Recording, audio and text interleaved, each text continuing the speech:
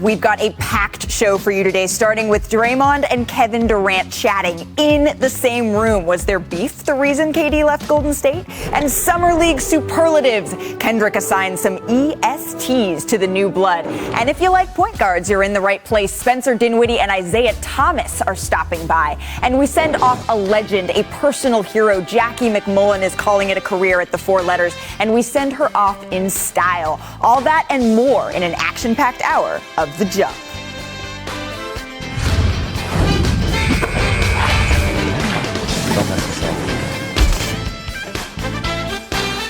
Welcome to The Jump. I'm Malika Andrews with Richard Jefferson, Kendrick Perkins. We have Ramona Shelburne, and we've got a lot to get to today, starting with some interesting comments about Kevin Durant's exit from the Warriors. If you remember, back in 2018, Durant and Draymond Green had an aggressive discussion during a Warriors-Clippers game that eventually led to Draymond being suspended for one game. And in an interview on Draymond's new show, Chips, KD and Draymond both questioned the staff's response to that incident.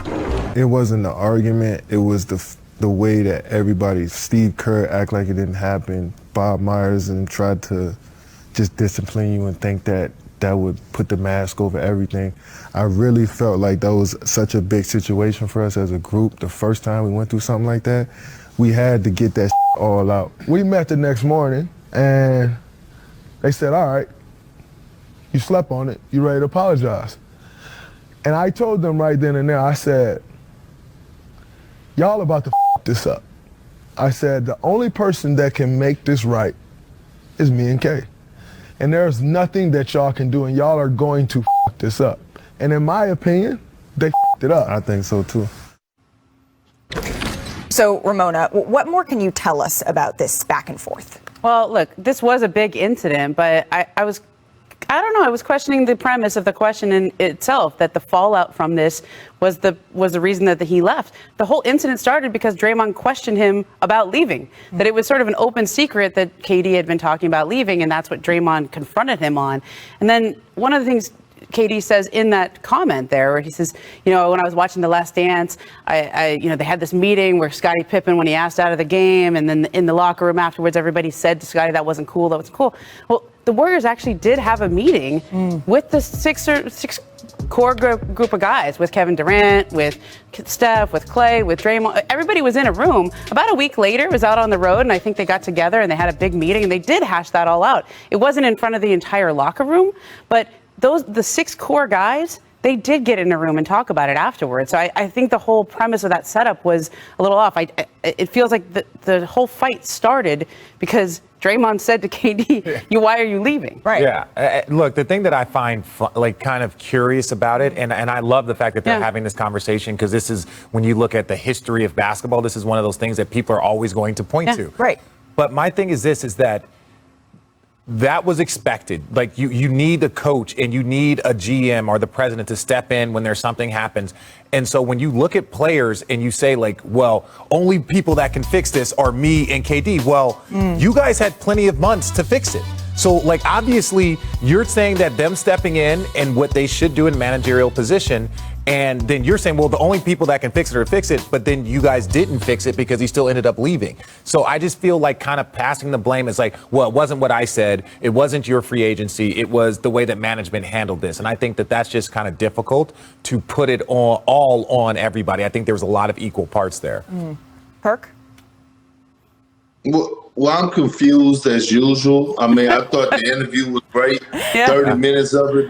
But here's the thing, right? I've been around. I played with a lot of Hall of Famers. I've been in a lot of locker rooms where guys actually got into it and guys actually got into fights. Hell, I done got into fights. And you talk it out and you move on, but it's part of it, right? You have a group of guys that be around each other for a long, extended period of time. At times, you're going to get tired of one another. The only thing that I didn't like about this whole interview is that KD and Draymond didn't hold themselves accountable. Like, this was an argument between those two. Like, Bob Myers and Steve Kerr didn't have a meeting with Draymond to encourage him to call Kevin Durant out of his name. I mean, at the end of the day, my kids, I have a 9-year-old and I have a 13-year-old. They argue, they come trying to fuss and tell on each other and tell me what's going on. And guess what I tell them? I don't want to hear it. Y'all figure it out, because I don't want to figure out everything. I don't want to hear y'all arguing, but y'all figure it out. So at the end of the day, that's the only part I didn't like, is that those two